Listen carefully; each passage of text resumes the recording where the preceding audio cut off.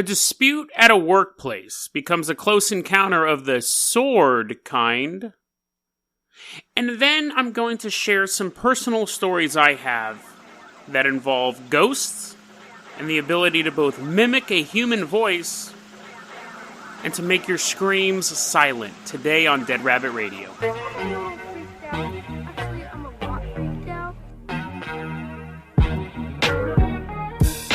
Hey everyone, welcome back to another episode of Dead Rabbit Radio. I'm your host, Jason Carpenter. I'm having a great day. I hope you're having a great day too.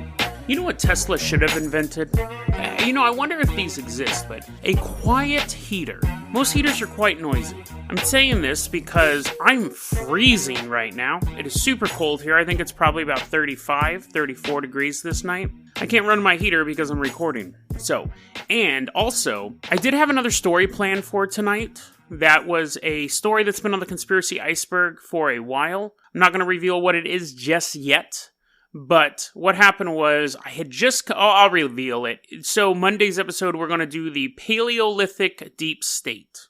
Do cavemen secretly run the world? And the story was prepped, it was ready to go, because the reason why I'm saying this, I try to do 2 conspiracy iceberg stories a week. That's kind of been my setup, minimum 1. But, so that one I had ready to go, and I knew what I was going to talk about, and I came across some brand new information on it that gave me a whole new angle to go on the story, so we're going to wait a little bit for that. And so because of that, I'm going to talk about one of my personal experiences. We'll get to that in a second. I tend not to like to talk about my personal experiences, not because I'm shy or anything, but because there's nothing I can really link to that. I'll see if I can try to find some articles that relate to this experience, but I always try to give you stories that I can provide backup for. But we've done stuff. The Stanley Hotel episode was mostly based on my experiences, and then the Shadow People invasion. But even those had some links, so we'll see. The ghost stories I'm going to tell you are quite odd. Okay, I wanted to tell this story real quick. It's from New News, and we're traveling again back to the year 2004. And this is a short one. It's such a bizarre story. We're in 2004. We're in the United States. And we're in a company called Peerless Steel Corporation. They make bolts and stuff. Actually, they don't. I just re-looked at my notes. They make metal powder for brakes. So they don't make bolts. But anyway, they make just giant Frankenstein bolts. And there was this guy who's at work. He got picked on all the time. By one guy in particular was always picking on him. And I thought it was a little ironic that the company was named Peerless and this guy had no peers. But anyway, so he's sitting at work and he's like,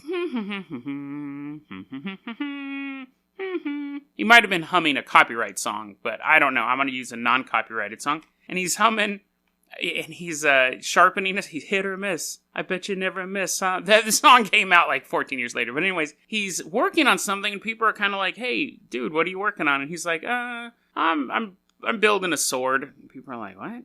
And it's a metalwork company. People are probably always building weird stuff. We used to build baseball bats in wood shop in high school. They don't allow you to do that anymore, I don't think. But anyways, bet you never miss, huh?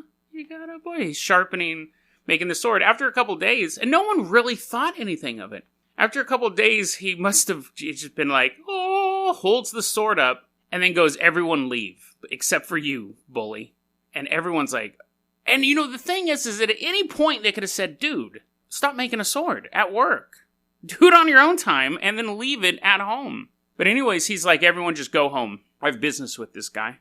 And the other dudes don't go home. They do leave because the guy has a sword. They go outside, they call the police. And then the guy with the sword just walks up and just hits the bully on the back of the head so hard, nearly decapitates him.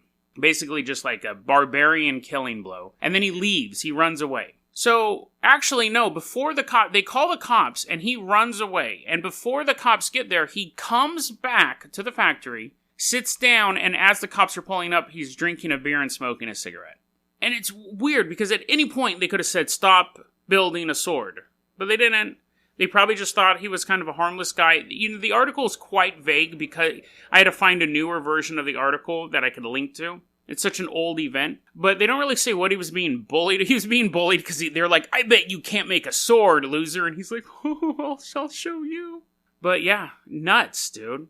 I can't imagine any workplace now somebody making a weapon and it going unnoticed. Unless it was like the cool guy that no one messed with. Like, he's so cool. He can make all the swords he wants. But for the most part, I think in workplaces today, if you walked around making gun noises with your fingers, you'd probably get dragged into HR, let alone making a 3-foot-long sword. It probably wasn't 3 feet long, but anyways, it was a long sword. And took place 2 days before Halloween. Actually, maybe they thought he was making it for a Halloween costume. Still, they won't let you do that today. Okay, that's that story. So let's go ahead and talk about some creepy things that happened to me involving ghosts. And it's something that was very disconcerting. There was 2 particular events because it changed the way I looked at paranormal threats.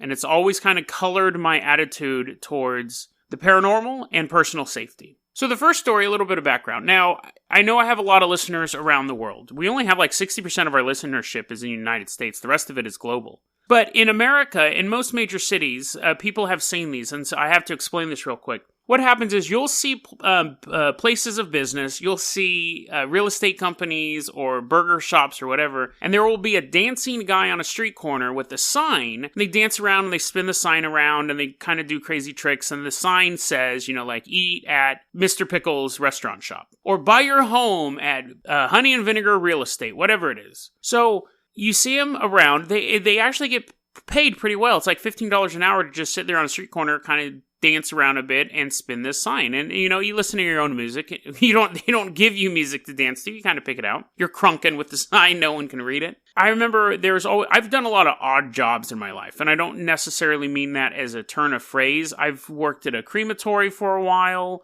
I've been a nanny. I've done all sorts of crazy jobs. Those 2 jobs weren't back to back, but I've had all sorts of crazy small jobs in my life. I worked for a psychic phone network for a while. That was a depressing job. I'll tell that story someday. But I remember once I was like, I could dance around for $15 an hour, and there was an ad in the newspaper for dancing guy on street corner. And I was like, I can do that. It's $15 an hour, And this was back like in 98. So $15 was a lot of money back then. But anyway, so I remember calling them up and they said, well, here's the thing. What we need you to do first, you need to prove your mettle. And I'm like, dance competition? And they're like, well, no, not a dance competition. They go, what we're going to have you do is you're going to put up, it was for a real estate company. They'll go all along this main route. It was Hazel Avenue in Orangevale, Citrus Heights, Sacramento area.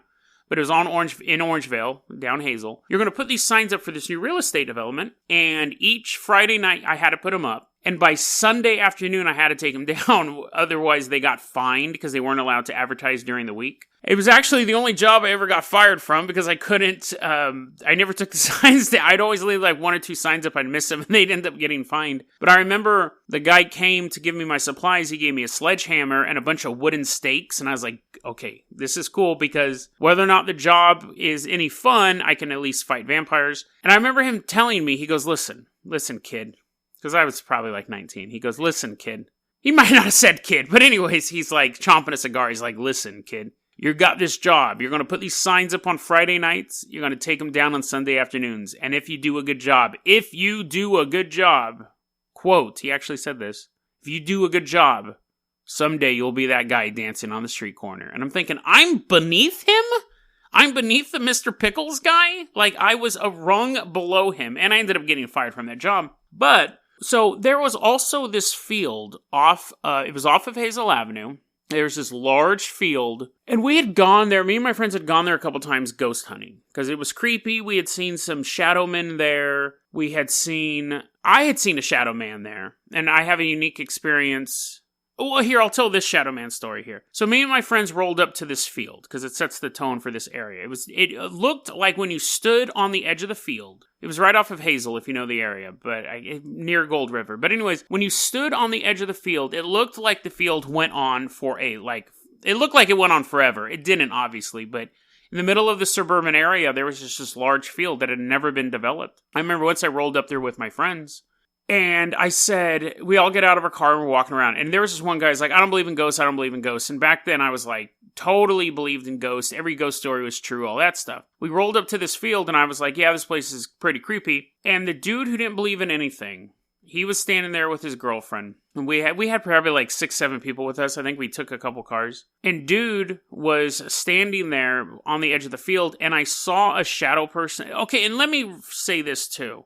Of course, all these stories you take with a grain of salt. Like, they did happen. They're 100% true. But if you don't believe them, that's fine. Because again, it's just one person telling a story to you. And I have nothing to back it up. But anyway, so I was standing there, and this dude who didn't believe in ghosts or nothing like that, he was just walking around, standing there with his girlfriend. And we're just kind of milling about, and I see a shadow person standing right behind him. Now, I'm walking towards the shadow person, and the dude's name was Chris. I'm walking up basically behind Chris. He's looking in one direction, and I see the shadow person standing behind him. And it was one of those weird things where I remember the shadow person almost having color in it. It's such a bizarre thing. But I couldn't describe it. It basically was a shadow-shaped human, but there was a little bit of color. It was so bizarre. And I walked up and I didn't tell Chris what was going on. I didn't tell him what I saw anything. I was like, don't move. There's a spooky ghost. None of that stuff. I just walked up behind him. And I'm now maybe 1.5 feet, 2 feet behind Chris. And again, he's not aware of what I'm doing. And I put my hands where the shadow person was. And didn't tell anyone what I was doing. I just kind of walked up to behind Chris. And again, there's still a foot between me and Chris. I put, maybe even further, maybe 2 or 3 feet. I put my hands up to where the shadow person was. And when I did, Chris's knees buckled. Like, I saw him physically kind of like buckle down. And again, I didn't tell him anything that I was doing. And he turned around and he's like, what happened? And I was like, there was something behind you. And I walked up to it and I touched it. And he goes, I don't like this, man. I don't like this. And we hung out there we were there for maybe just a few more minutes. And he's like, I don't like this at all. And the plan was then to go to, I think it wasn't Sherry's, Caro's at the time. So we drive back down Hazel, go to Caro's. We all pull into the parking lot because we had multiple vehicles. And we get out, and Chris and his girlfriend at the time, and they're like, we're out. And I'm like, what's the matter? He's like, I don't feel good, dude. I don't feel good. And he just left. And it was a weird experience. And that wasn't the only experience we had at that field. A lot of times you would just get an eerie sense, or you would hear something moving around in the trees, which that could just be wildlife. But that shadow person standing behind him was always kind of a weird. I knew then that particular area was haunted.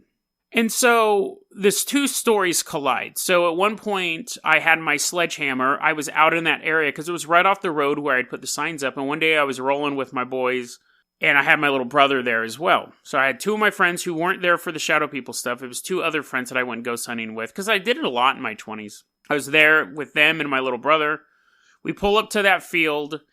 And while we're there and we're like looking for ghosts, a car full of high schoolers showed up. Now, I don't want to oversell it, but Orangevale and Citrus Heights may have calmed down a bit, but Orangevale has always been basically, even though it's part of a large city, it's a suburb of a suburb, you get in fights, really. I got in a lot of fights. Back then.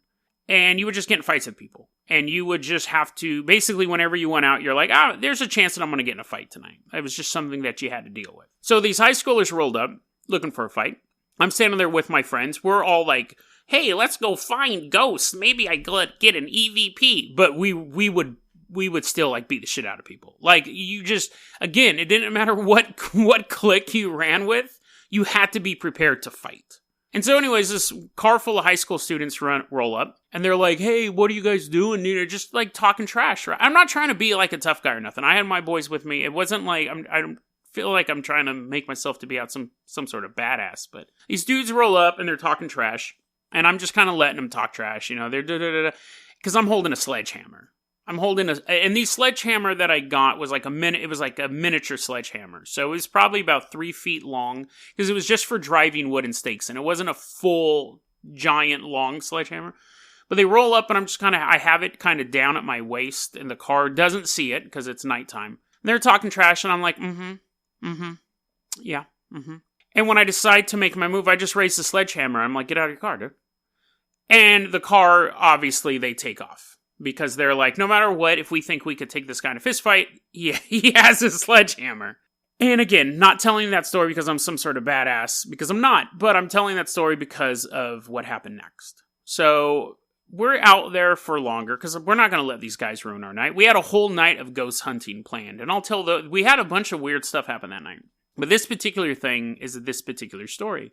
So we're out there for a bit longer, and I was like, hey, dude, I gotta piss, dude. I'm gonna go behind this building. It was basically like the big field, but then if you walked a block, there was like this little mini mall type of thing. But it had like auto repair shop and stuff like that. But for some reason, we left. I think I didn't want to piss in the haunted field. So I go over around the corner. We drive the car a bit. I jump out. I go around the corner and I start peeing. As I'm still peeing. So it's hanging out, urinating all over this person's business. My brother and my two friends come running around the corner. And I'm like, yo, dude, what the hell? Dude, I got my dick out. Like, what are you guys doing? And they all look at each other and they go, were you just screaming? And I was like, no. And they're like, we just heard you screaming, dude. You were just screaming for help, like at the top of your lungs. And my little brother's like, we thought that car circled back around. And they all jumped out and you guys were fighting. And I was like, no, dude, look, I'm pissing. There's nobody around me. And all three of them were like, dude, we all heard you scream for help. Like as loud as you could. And you can imagine, I think if you listen to this podcast, how loud it gets sometimes. I have to sometimes gate the audio. But we got into, me and these guys, I was like, I had to zip up. But I was like, no, I wasn't screaming. And they're like, dude, we 100% heard you screaming for your life. And I thought about it. As we were driving around, I thought, and these guys, we had all done ghost hunting together. And we had a rule, and this is a rule I generally have with ghost hunting. No pranks. No jokes. Like, if we're out in a location, don't go, I just forgot I left my oven on. None of that, because it totally defeats the purpose. When you went out with me to do this type of stuff, no jokes, no jumping out and scaring people, no saying you saw stuff when you didn't see stuff. That was our rule. And especially my little brother wouldn't have been on it. Because he was new to kind of hanging out with us. He would have said, nah, let's not do that. So I trust him 100% when they said that they actually thought they heard me yelling. And I thought about it, and we all kind of talked about it throughout the night. We did more ghost hunting and stuff. But the fact that, so something imitated my voice. Something said, help me, whatever, screaming at the top of my lungs while I was completely silent. And again, I would never pull a prank on them like that. So we have an experience where a ghost is able to mimic the voice of a person and say new phrases. It's not simply that you walk in a haunted house and you go, is anyone here? And you hear back, is anyone here? Which would be creepy enough, obviously. But it wasn't an echo. It was new thoughts and new ideas in my voice getting those people to my area. Now, here's the creepy thing about that. There's always that idea, like, let's say that you're out ghost hunting. You trust the people you're with. You should, at least.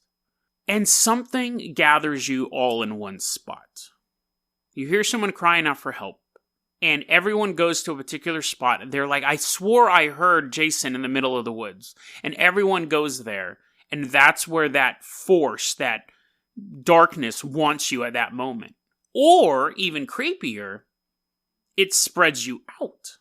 So one person hears my voice over here, and my little brother hears my voice over here, and my third friend hears my voice over here, and they start going, he's over here, he's over here. No, I swear it's coming from over here, and the group starts to spread out. Very chilling. I've never run into that. Now, I didn't hear it myself, but again, it's interesting to think that something could imitate you and basically lay a trap.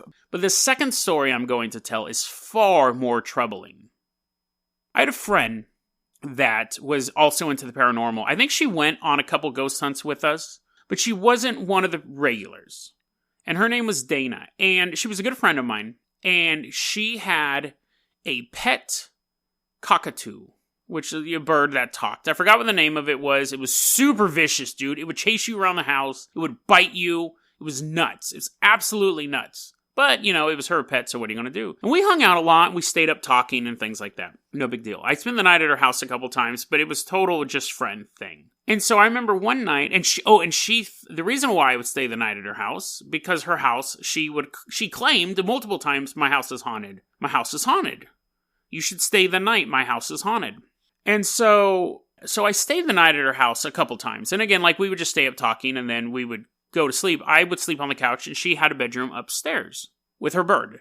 Not the bird wasn't in the bed, but, she shared a bedroom with her bird, who I forgot the name of. I feel bad. I wonder if he's still alive, because I know birds live a long time. But anyways, I remember one night, and again, I was really into ghost hunting and really into like looking at magical rituals online and just getting in over my head. Both of these stories happen around the time of the Shadow People invasion that I was talking about, where I was just seeing more stuff than I wanted to. My curiosity was more than piqued, and it was just, I was seeing it everywhere. So, one night, I'm downstairs, she's upstairs, and her mom also thought that, and here's an interesting story about her mom, too. I should tell this story just because it's so bizarre. She said, my mom had a childhood sweetheart, and they were in high school together.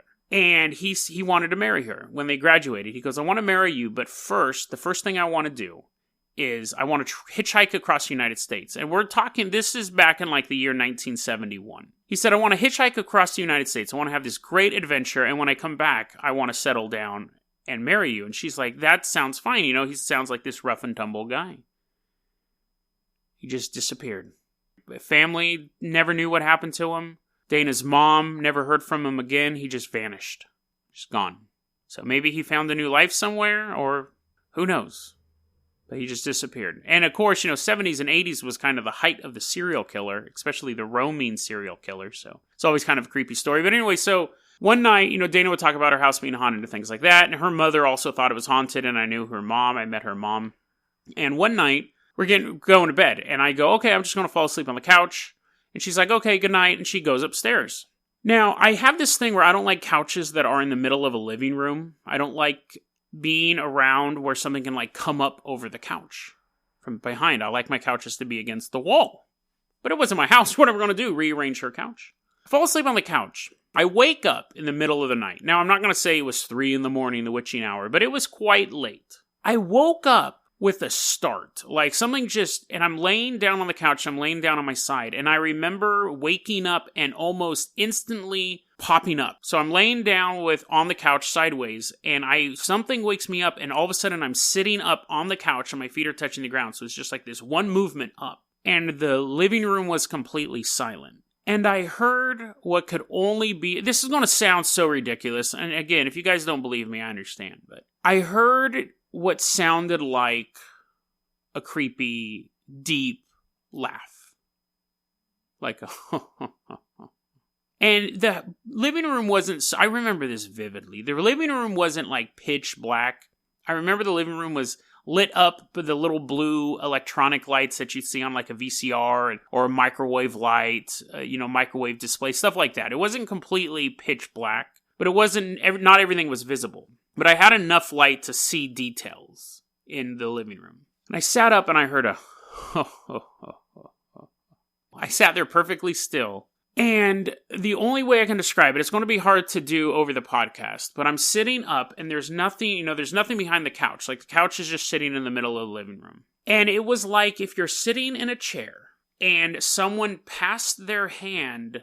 So imagine you're sitting in a chair in the middle of a room. Imagine if someone was standing behind you and put their arm straight out and then moved their arm over your head just enough that you see their hand moving from one side to the other. So you knew there was someone behind you. If someone was standing behind you with arm perfectly extended, palm down, and they move their hand from one side to another, over your head, just enough that you can see the fingers. That's what I saw. I just saw a hand kind of appear right over my right, from the vision of my right eye, and then just move like someone was passing their hand over the top of my head, but just enough that I could see the hand. And again, I can't even think of words to describe the hand. I mean, it looked like a normal 5-fingered hand, but it didn't seem like a shadow person's hand. I just can't think of a word to describe. It was unearthly, obviously. It wasn't a human. And I could tell it wasn't a human. And I sat there in her living room, and I go, Dana? Dana? Dana! And I'm waiting to hear her say something. She's upstairs. And I'm being much louder than I am on the podcast. And I had my backpack. And I get up, and I grab my backpack. And at this point, I'm yelling, Dana, Dana, I'm leaving. The door's going to be unlocked, which probably isn't the smartest thing to yell. But I'm going, Dana, I'm leaving. The door's going to be unlocked, but I have to get out of here. Me thinking that if she just heard me yelling Dana a couple of times, she just didn't think anything of it, or she was just kind of waking up. Now I'm saying, I'm out. Your front door's going to be unlocked. This is, it wasn't the best area. We're in Antelope now, actually, where she was at. So it was better than Orangevale. But I'm like, and I'm saying this as I'm leaving the house. Because I don't want to be there anymore. And I shut her door and I leave. I go home, and I was at my grandma's house at this time. So again, that's where all that other shadow stuff was happening. I go home. I get a call like at 6 or 7 in the morning. And it's Dana. And she goes, dude, where are you? Because we're going to hang out the next day. She's like, dude, where are you? What's going on? I go, dude, I'm home. I came home, dude. Your house was way too creepy. I couldn't be there. And she's like, what's going on? I ended up driving back out there to talk to her in person. I said, dude, so here's what happened. And I told her the story I just told you. I said, I'm sitting here. Something woke me up. I heard this laugh. I saw this hand pass over the top of my head. And she's not interrupting me. She's just looking at me the whole time. And I go, and then I yelled your name like 3 times and you didn't respond. And then I said, hey, I'm leaving, like as loud as I could. Your front door's unlocked. And I left. And she waited till I got done telling the story, and she looks at me and she goes, that's impossible, Jason. It's impossible. What do you mean? She goes, if you had yelled my name, I would have heard it. And I'm like, I yelled your name. She goes, you might have yelled my name. You probably did. But she says, you can hear the way that the living room and the house was just built. It was like a tract home. It was like a cookie cutter home. She said the way it was built was that there was a vent that went from the kitchen right into her bedroom. And she goes, I can smell what my mom's cooking through the vent. She goes, sometimes if I listen closely enough, I can hear the grease crackle in the frying pan from my bedroom because the acoustics through that vent are that good. She said, there is no way that I shouldn't have been able to hear you yell. And she goes, and even if I didn't, even if I was dead asleep, she said, my pet bird, wakes up at literally any noise whatsoever, and it's magnified for that bird. She goes, if I'm downstairs and I say the bird's name, upstairs he will start cawing or doing whatever birds do. Because she goes, there is no way you could have yelled my name and I didn't wake up, and especially for my bird not to have just totally lost it because someone's screaming my name. Because I say the bird's name downstairs, the bird will respond upstairs because it hears me. And I remember we talked about it for a while because she believed that I did that. The question was, why didn't she hear it? And why didn't the bird hear it with these acoustics? The idea of a ghost being able to mimic your voice is creepy enough. But the ability to silence you is terrifying. The idea that when you go ghost hunting, if I go, hey guys, let's stay in a group, let's not split up when we're in this area. But then for whatever reason, you don't split up. You simply go into a room. You go, hey, I'm going to check out in here, and someone else is outside that room. The idea that then you could be begging for your life, and the person right outside that room doesn't hear anything. Or you're in a forest, and you slightly get separated for whatever reason. And something happens to them, and they're screaming for help, screaming for assistance. And the other people are completely oblivious. It's not outside the realm of possibility when you're talking about any sort, because sound is basically energy. It's waves. And if you're able to disrupt those waves, you can disrupt the message. Sound is something that we take for granted. We think if someone's in the next room and they cry out for help, you should be able to hear them. It's simply a sound wave coming through a wall. But there is something out there that can disrupt that sound wave. There is something out there that can make the loudest cry for help completely silent to even the most sensitive ears. You're never safe from these things. And when they want to silence you, they can and they will. DeadRabbitRadio@gmail.com is going to be our email address. You can also hit us up at Facebook.com/DeadRabbitRadio. Twitter is @JasonOCarpenter. Everything I said was true. Everything I said was true. I always want to end on that when I do these personal stories. Twitter is @JasonOCarpenter. Dead Rabbit Radio is the daily paranormal, conspiracy, and true crime podcast. You don't have to listen to it every day, but I'm glad you listened to it today. Have a great weekend, guys.